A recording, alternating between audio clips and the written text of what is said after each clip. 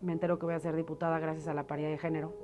Tuvieron que bajar un hombre y me subieron a mí. Se me ocurrió preguntar si en algún momento de su vida habían vivido algún tipo de violencia. Y la respuesta fue impresionante, ¿no? Llegaron historias de terror. A mí me pasó pues, que no regresaba mi matriz a su lugar y me empecé a desangrar. Literalmente me acuerdo así, me salía sangre por todos lados. Yo me estaba muriendo.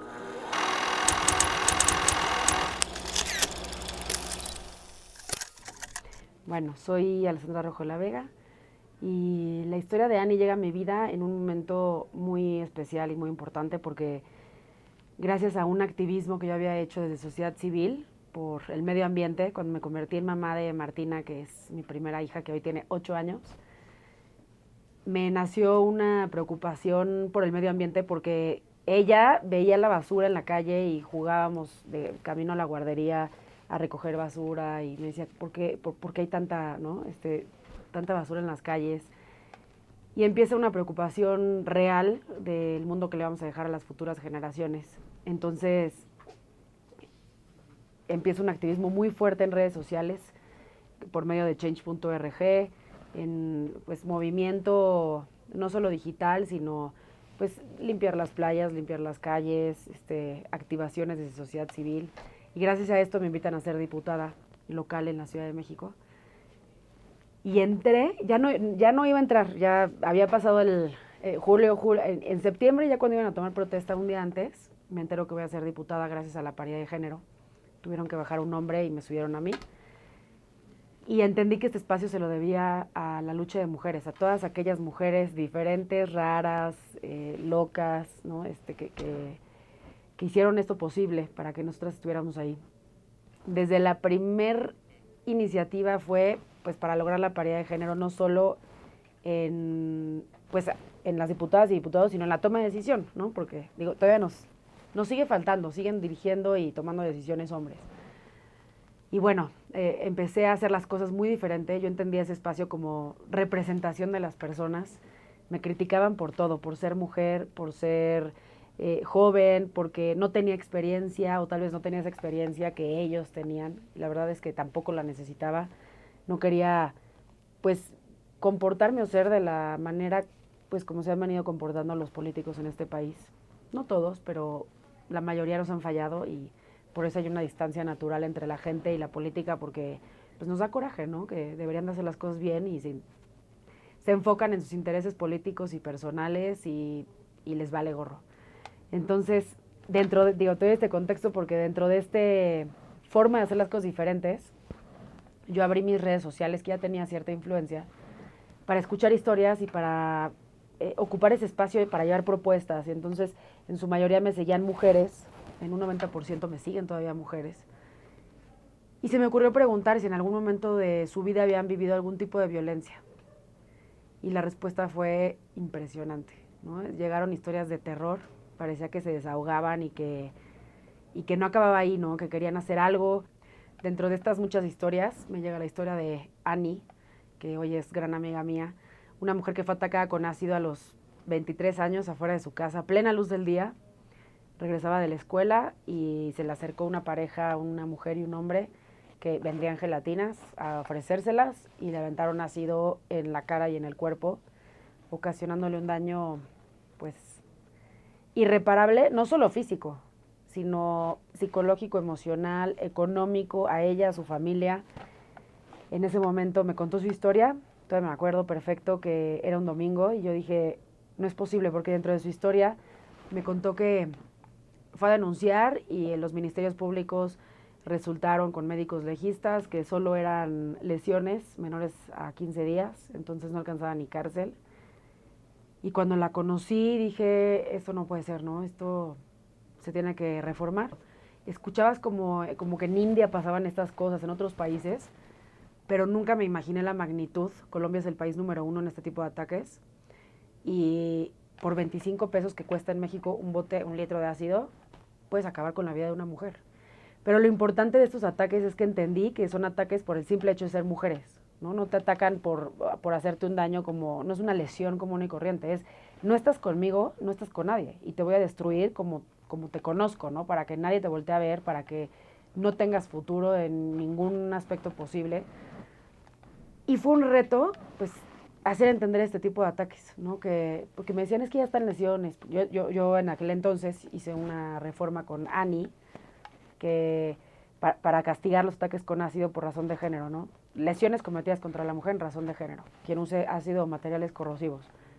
Por esto, porque son ataques pasionales, porque siempre son las exparejas, porque siempre es venganza y de odio hacia una mujer. Y esta historia, pues, digo, aparte de que ha sido una lucha incansable, llevamos 5 años, ella se tuvo que ir del país por falta de justicia. Atrapamos a 2 de 3, nosotras, investigando, haciéndolas de policías, de ministerios públicos, de espías, de todo, ¿no? Haciendo lo que las autoridades deberían. Atrapamos a 2 ya, que no han sido sentenciados, pero ya están en el reclusorio.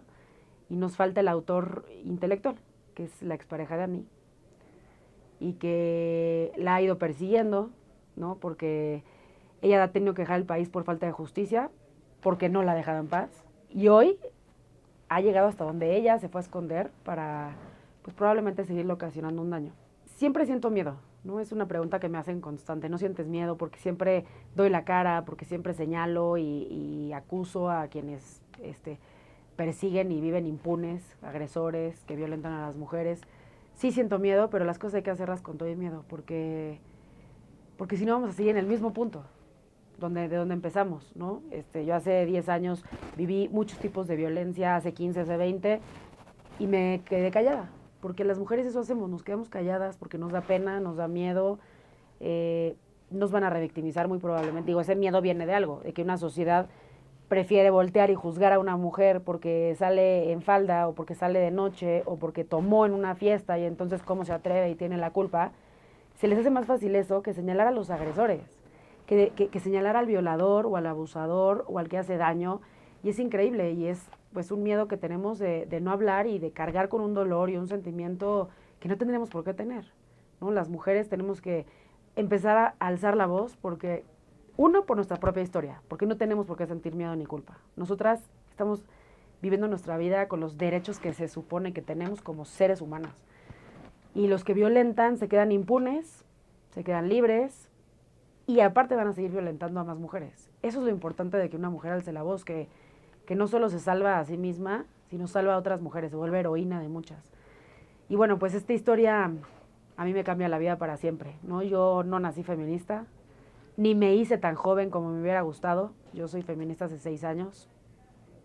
Y por feminismo entiéndase que es la unión de mujeres que luchamos por nuestros derechos, que no es lo mismo que el machismo. El machismo mata, el feminismo no. El feminismo busca la igualdad. No queremos ser más que los hombres, queremos ser iguales. Pero bueno, todo cambió, ¿no? En este encontrarme como feminista, pues siento que perdí muchas cosas. Perdí amigas, amigos, familia, comodidad muchísima. Salí de mi zona de confort para encontrarme con una vida pues más complicada, con más retos. A veces sientes que solo pierdes, ¿no? Historias, nunca acabas, ¿no? Tengo una asociación, no es una, somos todas a nivel nacional, y llegan historias como 30 todos los días de mujeres que viven todo tipo de violencia y se vuelve muy frustrante. Pero también te das cuenta que ganas muchísimo siendo feminista, ganas autodeterminación, independencia, seguridad, te sabes capaz de lograr todo lo que te propones, de saber que puedes ser independiente y cumplir tus sueños. Hay muchísimas críticas. A mí me parece que estar a favor del derecho a decidir no quiere decir estar a favor del aborto, ¿no? Yo no le deseo a ninguna mujer que aborte.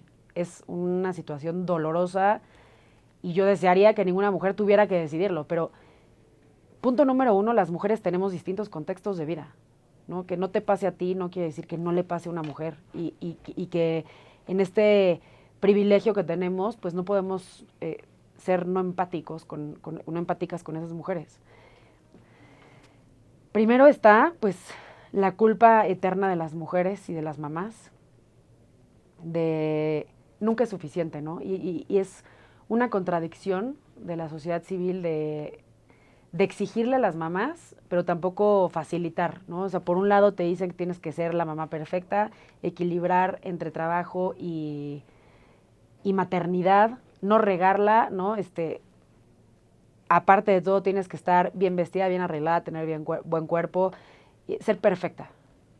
Y encima de todo, te critican y te juzgan si no llevas una crianza como alguien más dice que la tienes que llevar, sin entender que las familias son diversas, sin entender que las situaciones y contextos de las mujeres son muy distintos, y entendiendo que en todos los trabajos no hay flexibilidad siempre, que los gobiernos no apoyan de manera igual la maternidad que la paternidad, y que no hay políticas públicas de, ay, qué cómodo dejar a mis hijos en un lugar y estar plena y contenta porque van a estar seguros. No hay estos espacios, de hecho los quitaron. Y bueno, pues ser mamá no es nada fácil y encima conlleva riesgos, ¿no? Yo con Martina, mi primera hija de 8 años, pues todo estuvo muy bien, ¿no? Muy distinto a tener a mis gemelos, cuates, que ya casi tienen 4 años, donde pues fue terrible, ¿no? Primero viví un embarazo muy complicado, que también existe la violencia, que se me olvida, obstétrica. También existe la violencia obstétrica que ni siquiera te enteras, pero vas viviendo violencias que ni sabes. Y yo a los 7 meses tuve preeclampsia, me dio preeclampsia, me acuerdo que pues sentía un dolor y un miedo impresionante, no solo físico, porque sí la pasaba muy mal, muy incómoda, sino empezaba el COVID, una semana antes fue que nos tuvimos que quedar en nuestras casas en confinamiento, pero pues no teníamos información, entonces yo dije, encima de que me tienen que sacar a mis bebés mañana porque si no me muero o se mueren ellos, los voy a llevar a un hospital donde es el espacio más riesgoso de los países, pero bueno, no me quedó de otra, ¿no? Tuve que ir y no solo mis bebés pues tuvieron que estar casi 2 meses en la incubadora, sino que a mí me pasó pues que no regresaba mi matriz a su lugar y me empecé a desangrar, literalmente me acuerdo así, me salía sangre por todos lados, yo me estaba muriendo, yo me acuerdo que le preguntaba a los doctores qué está pasando, sacaron al papá de mis hijos, todos corrían y yo preguntaba qué estaba pasando, no me contestaban, en algún momento el anestesiólogo me dijo como quédate conmigo, yo creo que ya me estaba desvaneciendo, me acuerdo que me acordé de Martina, todo el tiempo la tenía presente y dije, no puedo, no me puedo morir, no la puedo dejar sola, imagínate, ¿no? O sea, mi mamá se fue a tener a mis hermanos y no regresó y todo el tiempo la tenía, ¿no? Y tenía su sonrisa y tenía, pues, mi mayor inspiración. Digo, ahora son los 3, pero en ese momento fue lo que me mantuvo, ¿no? Viva. Y bueno, pues decidieron quitarme la matriz, un ovario y fue una decisión que les costó. Yo decía, pues quítamela, ¿no? Cuando me empezaron a decir es que no te regresa la matriz, tal vez te la tenemos que quitar, dije, pues, claro, ni modo. Y bueno, pues fue un momento que también fue un parteaguas en mi vida porque de por sí soy una mujer que siempre está viviendo el presente. O sea, si a mí me preguntas, ¿cómo te imaginas en 5 años? Me cuesta mucho trabajo porque vivo el hoy, ¿no? Hoy estoy aquí, hoy disfruto al máximo. Pero más con esta situación de que casi me muero, me tuvieron que transfundir muchísimos litros de sangre y la pasé muy mal. O sea, ahorita me acuerdo de esa época y estaba muy deprimida. Y es algo de lo que tampoco se habla mucho, ¿no? La depresión postparto. Me acuerdo que estos 2 meses que estaban mis bebés, que no me dejaban estar todo el tiempo en el hospital, ya que yo había salido del peligro, me dejaban estar muy poquito tiempo y con muchos cuidados, cubrebocas, pero guantes no los podía tocar, fue un momento complicado. Y lo viví bastante sola, porque encima la pandemia, pues todo el mundo en su casa, incluida mi familia que estaban en sus casas, no me visitaban, entonces lo viví bastante sola. De por sí, la depresión postparto se vive en silencio, peor tantito en una pandemia. Y creo que muchos también pasaron por ahí. Estos partos en pandemia deberíamos de ponerle atención y sobre todo de platicarlo entre mujeres. Entre mujeres no nos enseñaron a hablar, ¿no? Nos enseñaron a quedarnos calladas, a que los trapitos sucios se lavan en casa y que nuestros problemas mejor no los contemos y que no hablemos de nuestra vida privada. Y creo que hay que empezar a romper esas etiquetas y esos estereotipos, hay que empezar a platicar entre nosotras porque muchos hemos pasado por ese tipo de situaciones que duelen y que hay forma de ayudar, ¿no? O sea, hay forma de ayudarte y de ayudar a otras mujeres.